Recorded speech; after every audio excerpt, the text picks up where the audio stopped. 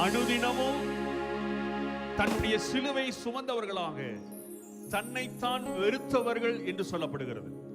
தன்னைத்தான் வெறுக்க வேண்டும் என்று சொல்கிற அந்த வார்த்தை எப்படி எடுத்துட்டான்னு கேட்டீங்கன்னா, சரீரத்துல தங்களை வெறுக்க ஆரம்பிச்சுட்டாங்க.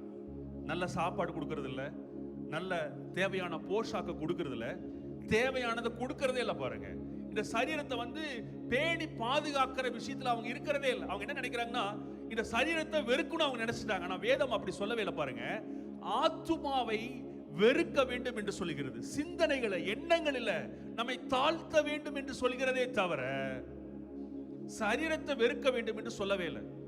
இப்படி சரீரத்தை வெறுத்தவங்க தேவனுடைய தரிசனத்தை, திட்டத்தை நிறைவேற்ற முடியாம போயிருக்கிறது. சரீரத்தை கெடுத்துக் கொள்கிறவர்கள்.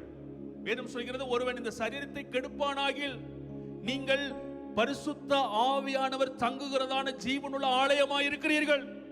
உங்களுடைய தரிசனம் நிறைவேற்றப்பட வேண்டும் என்றால், உங்களுக்கு கொடுக்கப்பட்டதான சொப்பனை நிறைவேற்றப்பட வேண்டும் என்றால், சரீரம் இல்லாமல் அது நிறைவேற்றப்படவே முடியாதது.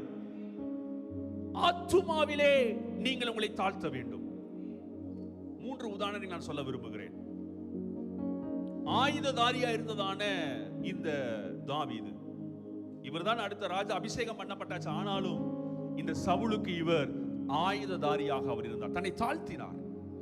மோசேக்கு உடன் ஊழியக்காரராக, வேலைக்காரனாக இருந்ததான யோசுவா, அது வரைக்கும் அவர் அங்கதான் இருந்தார். பாருங்க, வேலைக்காரராக உடன் ஊழியராக இருந்ததான இந்த யோசுவா, கிறிஸ்து இயேசு பரலோகத்தை விட்டு இறங்கி பிசாசுகளை எல்லாம் துரத்தினாராம். எல்லாம் சொன்னாங்க பிசாசுகளை துரத்தினார்கள். அவரை பார்த்தே சொன்னாங்களாமா, இவர் பிசாசு, இவர் பெயல்செபூல் மகன் என்று சொல்ல ஆரம்பித்தார்களாமா. அதையும் அவர் பொறுத்து கொண்டார். அவருடைய தாடி மயிர்கள் எல்லாம் பீக்கப்படுகிறது, அதை பொறுத்து கொண்டார். காரி உமிழ்கிறார்கள், பொறுத்து கொண்டார். ஆணிகள் கடாவப்படுகிறது, பொறுத்து கொண்டார், சகித்துக் கொண்டார். வாய் திறக்காத ஆட்டை போல அவர், அடிக்கப்படுகிற ஆட்டை போல அவர் அப்படியே இருந்தார். அதுதான் சகித்துக் கொள்ள வேண்டிய, பொறுத்து கொள்ள வேண்டிய.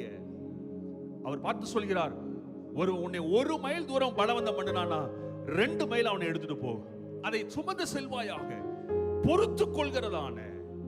அப்படி செய்யும் பொழுது 2 கொரிந்தியர் 4 கடைசி வசனம் சொல்கிறது, அதிக நித்திய கன மகிமையை தேவன் உங்களுக்கு என்று வைத்து வைத்திருக்கிறார்.